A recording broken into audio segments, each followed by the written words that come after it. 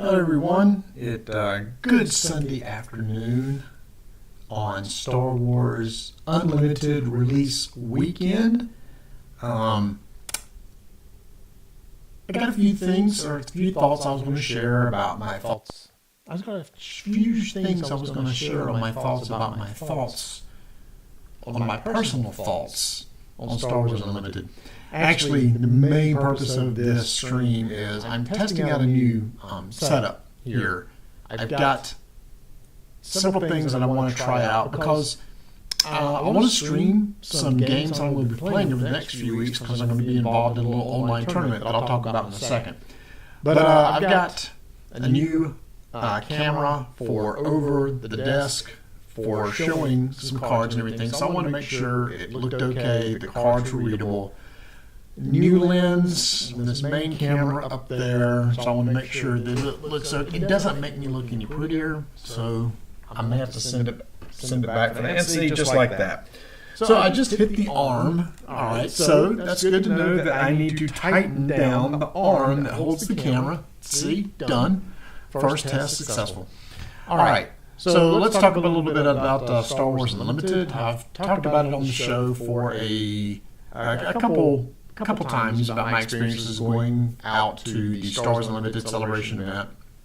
Talked about that. We talked about the demo that we played at Gen Con. But this is the official release weekend where you go out to the stores, buy booster packs and starter decks.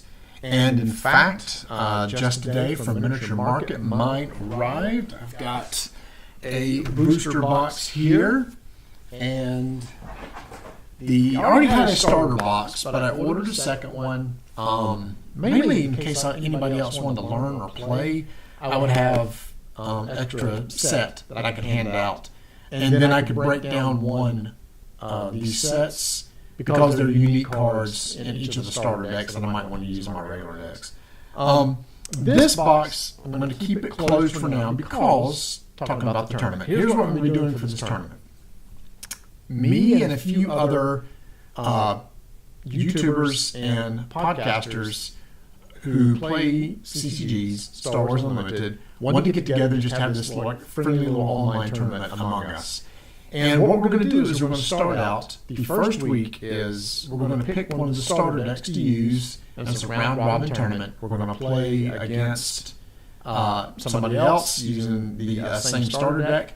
Then each week, we're going to open up 3 packs out of a booster box and then supplement our deck, or modify our deck based on those cards. Then every week we're going to open 3 additional packs for a total of 8 weeks, which means we're going to open an entire booster box during this time, and then we're just going to be constantly modifying the deck over time.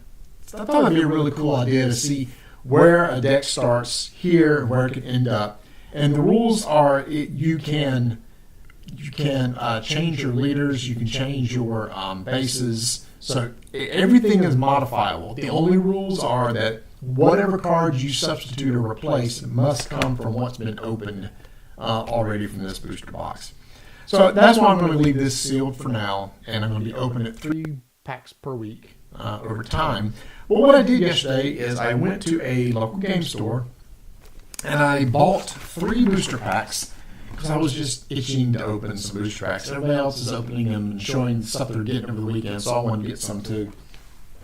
And I found we went to a local store called Gamers Alley in about 45 minutes from here. It's actually out near Tony, and I bet he's never even been there. But it is a really amazing store that we mainly went there for used video games. And I bought a couple of used video games, but they also have a big room in the back for CCG players, card players. And they were going to be carrying and supporting Star Wars Unlimited. So I decided to buy some. And what's cool is this local store is selling them 50 cents cheaper than MSRP. If there's a listed MSRP, it's supposed to be around $4.99, but they're selling it for like $4.50. So I thought that was a good deal. So I thought let's open up and see what we got, and I'll share my kind of thoughts on the game and gameplay as I open up some of these. Plus, it's going to give me a chance to set up and see how this looks like, and see if I have enough lights and everything to be able to see what's going on screen. Now, first thing I love about these packs is the paper. It is paper. It feels like paper, even though there's like foil right here. It feels like paper packs, which are very, very easy to open. Much easier than like wax packs. Remember those old nasty things? And even foil. Just has a good feeling for opening them. Typically, when you open these, the rare is right here, the foil is right here, and the rare is right underneath it. So most people flip them over, and we'll see what leader and base we get. Now, if you haven't ever seen any of these decks, let's see. This camera does a decent job of focusing. That's not too bad. That is not too bad. See how close I can get, and it'll still focus. Okay. This is a Razer camera, a Razer Kilo Pro. Yeah, that's pretty good. Anyway, so every pack is going to start with a leader and then a base. Now, it just so happens, hey, I already got a special card. This card right here is a special type of art card called a hyperspace. Typically, there's a border around the card. It would be a black border that looks like the leader. But I can't remember is it 1 in every 3 packs you can get these special alt art cards called hyperspace.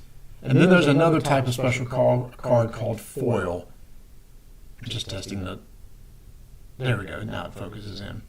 Probably best if I do that whole thing with the hand trick, right? So I've always loved cards that have art that extends to the edges. So that's what's special about these hyperspace cards. So anyway, every pack is going to come with a base and a leader, and see how fast it focuses back.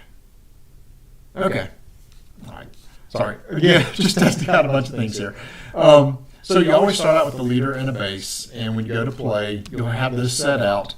Your base has a certain amount of health. You're going to try to deal damage, or somebody else is going to try to do damage to your base equal to that. If they do, they win the game, and vice versa. You have a leader, which can have usually ongoing actions, and then there's an epic action, which will allow you, based on the number of resources you have in play, to flip it over, and it actually goes into play. And usually it's pretty powerful. So, for example, Chewbacca here has for 7 resources, which is what's indicated in the upper left, you have Sentinel, which means he's kind of a guardian, defender. For if you want to attack anybody in that arena or the base, they must first attack a Sentinel. And he's one of those that gets tougher as he takes more damage. Very common trope in a lot of different games of what's a common class that the audio is echoing. Thank you so much for that. So let me...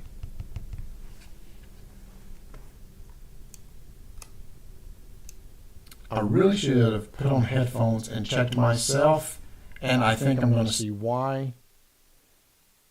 So see if that is any better to where it should be just one signal. Thank you, Adam, for telling me that. I just now looked at the chat. You may have gotten tired of this already and moved on. I probably should check it myself here. So let me turn on the speaker so I can hear myself here. Check. Check. To the chat. You may have gotten tired of this already and moved on. Probably should check it myself. Unfortunately, the speaker's echoing itself, so that ain't going to work either. So if you're still there, let me know it's echoing, because the webcam, I didn't realize, has a microphone on it, and the microphone was turned on. So it was being picked up in 2 places.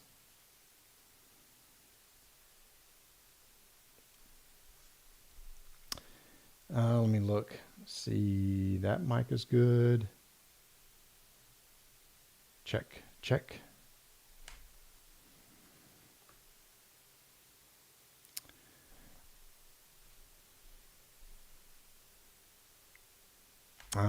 Let me do this.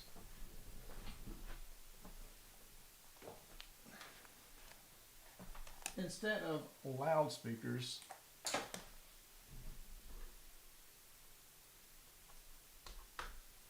put it on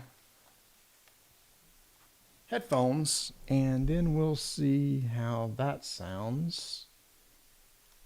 To myself over here. Turn the stream back on so I can hear it.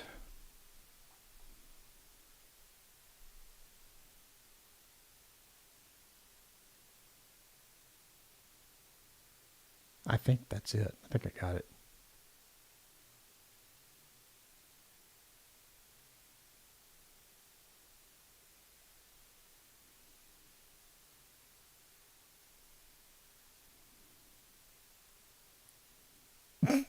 And now I'm sitting here listening to myself.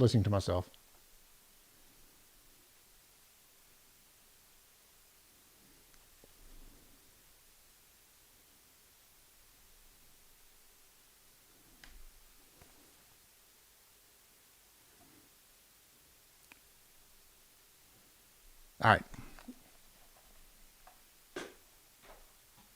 That took care of it. All right. Appreciate that. All right. So talking about leaders. Okay. So anyway, leaders can come out, they can fight. And after they're defeated, they come back. You can still use their actions again in the future. All right. Let's, so I don't know if you want to see any of these, the commons, which are going to be indicated right down here in the bottom right. It's going to have a little C. Just curious how well it can focus on something that small. Probably. Wow, not too bad. You see the card number. That's pretty good. That's pretty good. All right. So we're going to have several commons that we're going to have here. Oh, I can mention too about the aspects. Come back here down to the bottom. The leaders have two aspects. They call this white, but it's heroic, and I can't even remember what the names of the aspects are, but green and blue and green. So when you build your deck, you want to include cards that have that aspect. So for example here, this is villainous and aggression. I know what those two are. Since they're not included, if I was to put this card in my deck, it would cost me an extra 2 resources for every aspect I don't have. So if I was to start out with these two right here, since I don't have black or red in play, it cost me 4 extra resources or 5. So they call the game unlimited because you can do whatever you want, but there is a penalty for not including the aspects that are on the base or the leader. So for example, this escort shift here, skift has the green, base has the green, so I would just pay the regular resources without any sort of penalty. Let's see. Again, I'm not going to read each one of these and what they do. Especially you're going to see commons a lot. I'm sure a lot of people have been doing box openings and pack openings. I think everybody's kind of digging now to get to, the bottom of the pack and see what you have. Possibly see if there's any hyperspace in here along the way. Let's see what we're up to. Still at the commons. It's still at the commons. Okay, well, lucked out. Check this out. This is now see, this is nice. This is a common, but again, look at the hyperspace. Look at the difference here. How you have the black border and this all the way to the end. A lot of people are going to probably trying to do a full set collection on the hyperspace sets. And right now on TCG Player, you can go out there. It's early. You can go out on TCG Player and see what the current values are of some of these cards. So early, they're going to drop in price. But like for hyperspace commons, it's not insane. And I feel they're just going to come down over time. Again, having a full set of these would be really cool. But that's what's cool about this game. There's a collector aspect and there's a player aspect. You don't need these hyperspace cards to play the game. This card is exactly the same as a non-hyperspace card. Just has different art. That's all. Then we get to the uncommon here. I think there's, 2 uncommons in here. Then we're going to see the rare. Nope, 3 uncommons, sorry. Then we're going to see a rare. Count Dooku. Shielded. Shield is good. When you play this unit, give him a shield token. Shields are nice because anytime they take damage, all damage is mitigated by that shield token, then that shield token goes away. And then you get the foil. So the foil is, let's see, is this a rare? Yeah. a foil rare. Don't get cocky.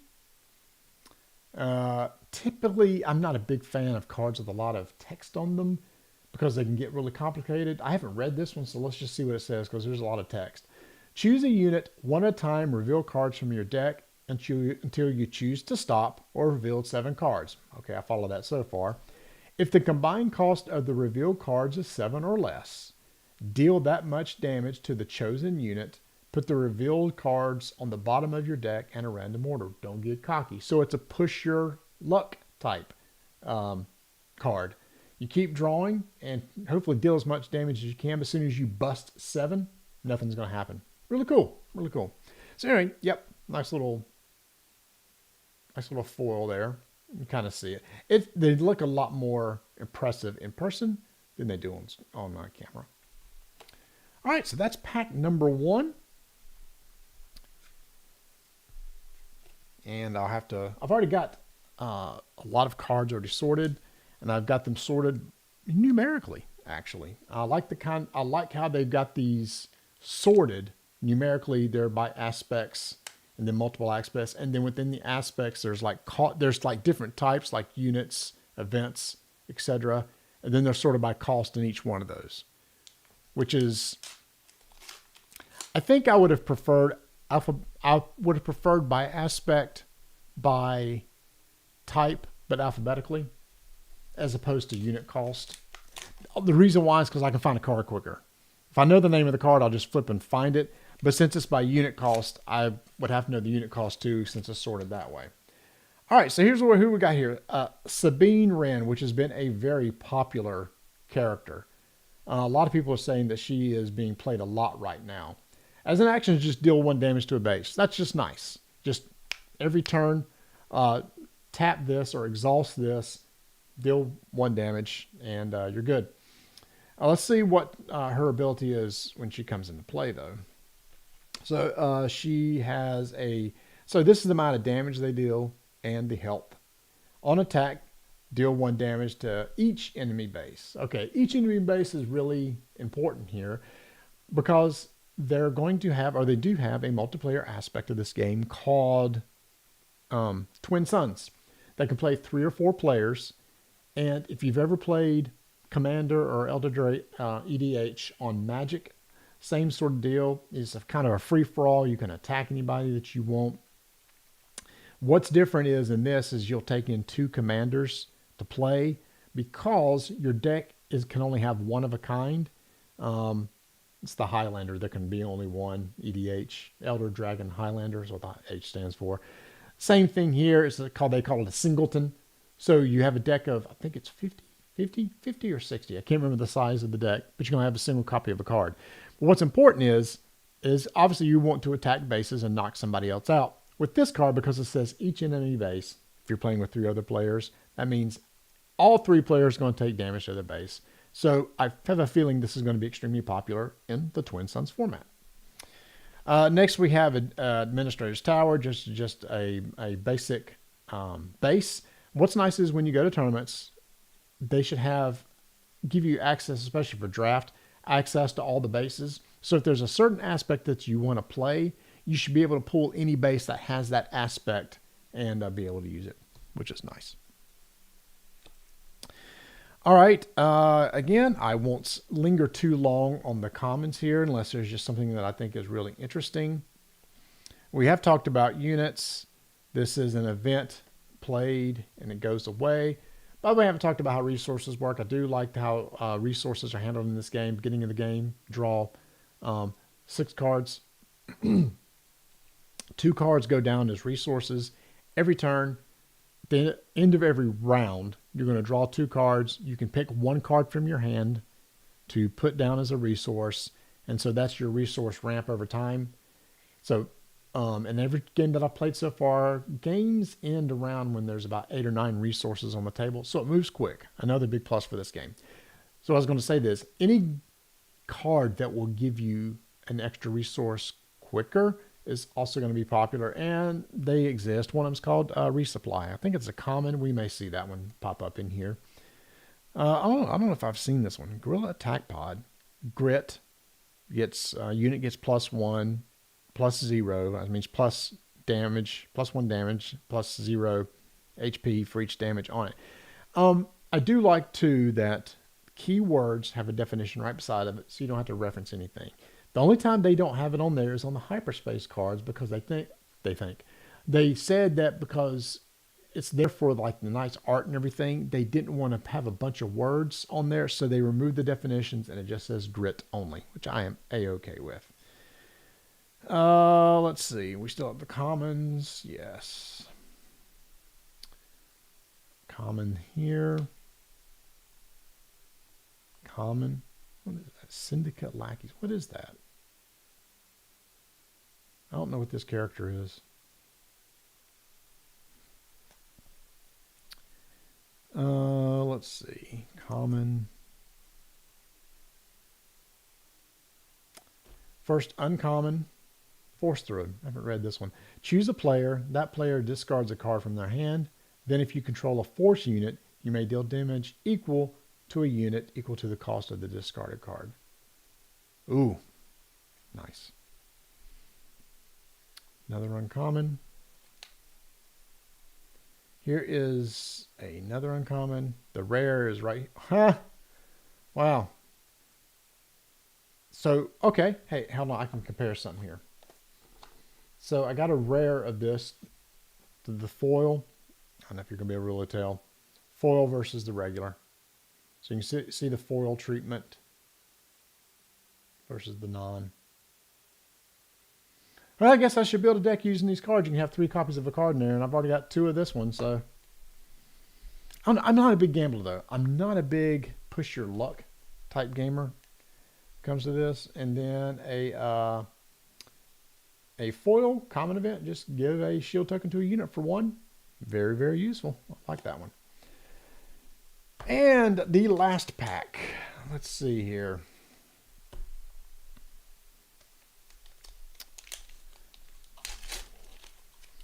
So far, I am A-okay with the setup. Once I got the audio fixed, I believe it's fixed.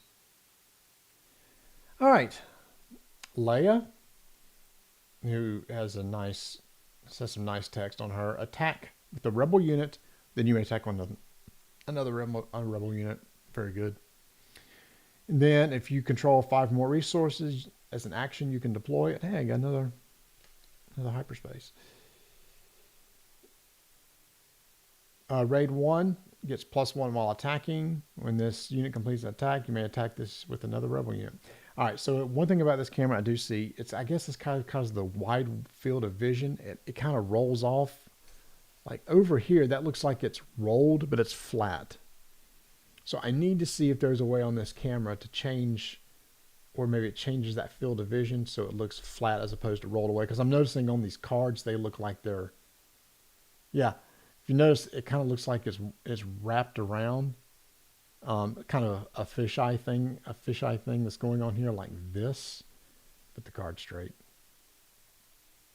I'm just looking at it to make sure it is. All right. So now that I got 2 of these, I'm starting to wonder, you know what'd be fun is to have, because these are easy to get. You can get, having a full set of bases is going to be no problem. Having a full set of hyperspace bases, which are commons, can be fun to collect. There's only like 18, and I've gotten a couple others in other packs. So I don't know if they're only a couple dollars a piece, just maybe over time, try to collect a whole set of hyperspace bases. I think I'll do that. That'd be fun. Now see, as a collector, that'd be fun and not too expensive. All right. I got text, and I wanted to make sure it wasn't somebody who had been watching the stream that knows me and say, Marty, your stuff's all screwed up. All right. Again, we're going to kind of move through the commons real quick. And lastly, I'm going to finish up the stream with just some aspects of the game that I really appreciate, as far as, because I haven't played a CCG in quite a while, but there's things about this game that really drew me to it. Oh, hold on. Is this the TIE Fighter that I got the foil of in the first pack? We could do another comparison here. Yep. All right. Check this out. Again, comparing the exact same card, But look how much nicer that the hyperspace is. It's just nice. Gets rid of the border. You get the full art.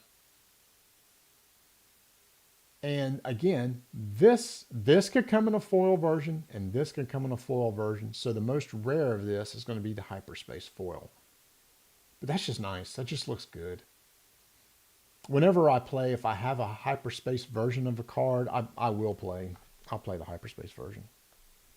And again, looking at a TCG Player, because this is a common card, it ain't insanely expensive right now. And as more boxes and everything get opened and out into the market, it'll continue to drop. All right, moving on. Let's see. Look at there, another hyperspace. I've been doing good on hyperspace in these packs. Yeah, that's nice too. The Ghost. Okay, we are now to the uncommons.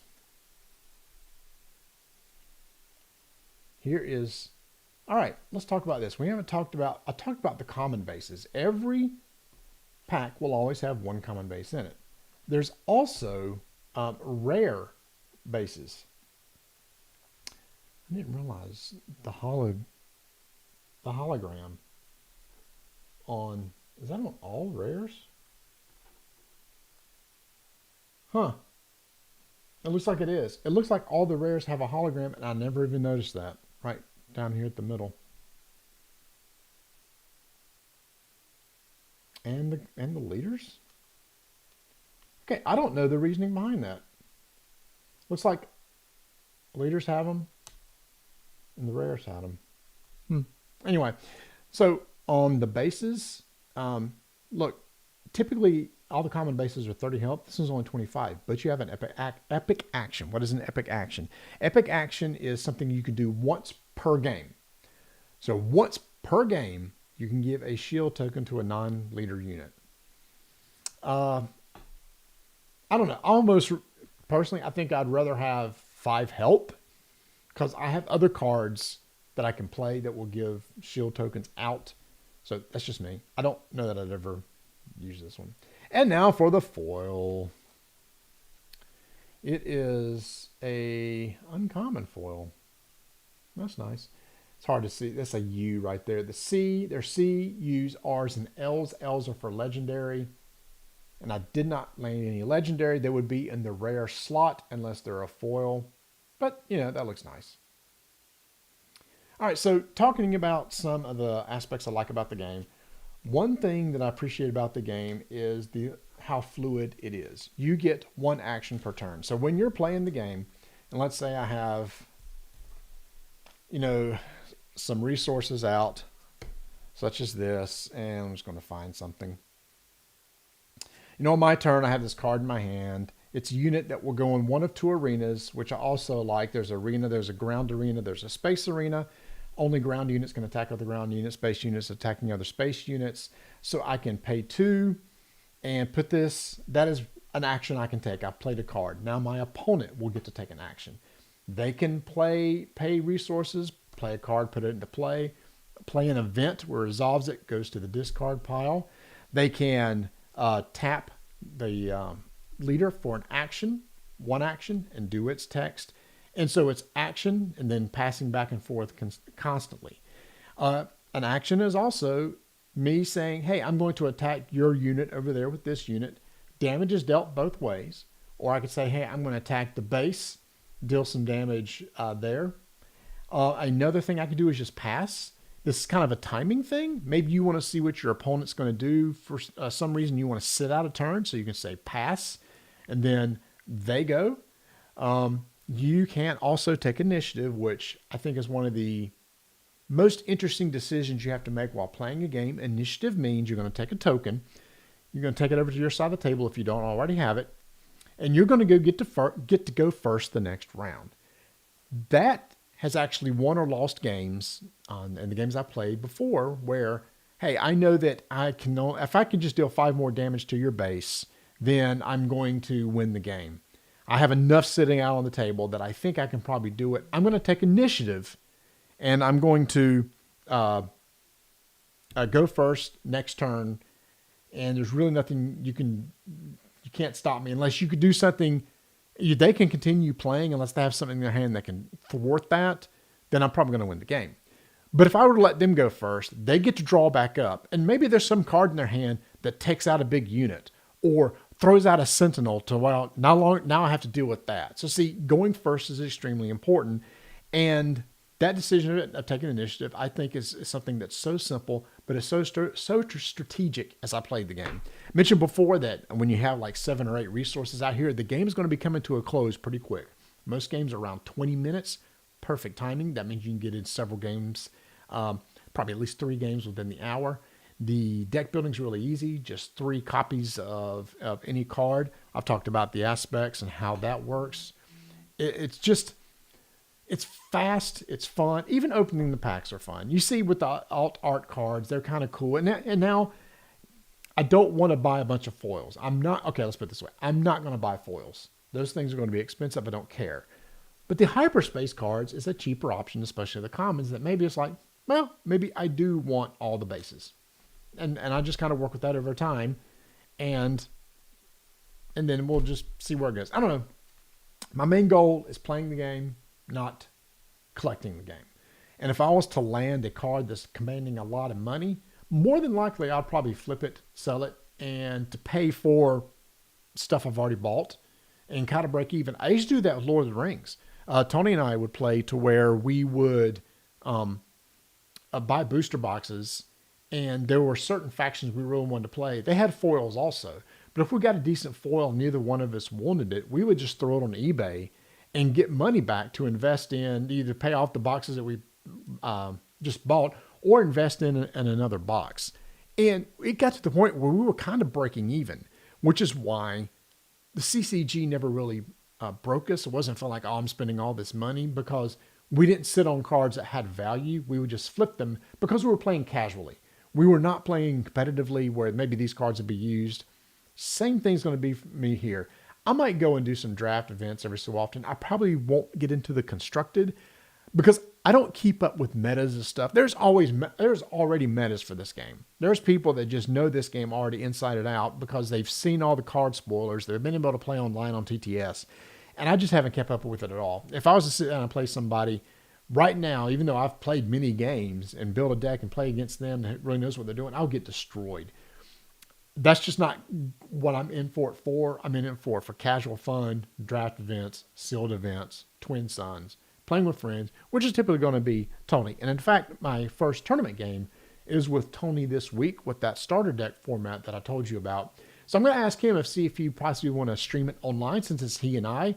I don't know that he has a setup like this, but I might be able to, I don't know. We'll see how it goes. I'll see if he wants to do it or not. But again, kind of the whole goal of this little stream right here, and I'm probably going to get ready to wrap this thing up, is I just want to see how everything worked.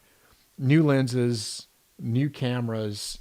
I've got new arms for holding cameras and stuff. Lighting, I probably could do better on lighting. I probably need another light over here to my right. The color on this is about right. I was very curious. I turned off auto white balance because it just washed it out and got it set up to where it's pretty good. The focusing on it's pretty good too. I think you'll be able to see the cards clearly.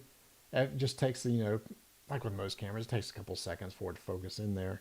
But at least if I ever want to show something during the stream, or to the person that I'm playing, if they want to see what a card does, they can easily see it. I think that's the most important thing is, I want to make sure, come on, focus. Come on, back there. The nice thing is, it looks like with the way I have this set up, at least you can read the titles. So if they know the cards really well and they know what Scout Bike Pursuer does, then maybe, and they probably get almost a little see grit down here. Yeah, it's pretty good. It's a pretty good little setup. It's a pretty nice little webcam. So who knows, maybe I'll use this for some other stuff too. So anyway, again, boring stream, mainly for technical purposes, just opening up some packs. Again, thanks to, he's probably already gone, Adam Cook, who let me know the audio was echoing, which I believe was a result of that guy has a microphone on it, didn't realize it, and it was turned on. So we had 2 mics going, my nice mic here and mic there. So anyway, we're going to be playing some more games. If you're new here, not following the channel, please do so. Got a great Discord channel. Going to be getting in this game for a while, talking about it some more. And again, I will post, schedule an event here or post online if Tony and I are going to do something live together. If not, almost guaranteed each week, because the other content creators, a lot of them are YouTubers, which already have super nice setups. I can be able to stream with them. They'll probably stream their content, and I may stream the same game at the same time here. So anyway, it's going to be a good time. Thanks for hanging out, everybody, and I hope you have a wonderful Sunday afternoon.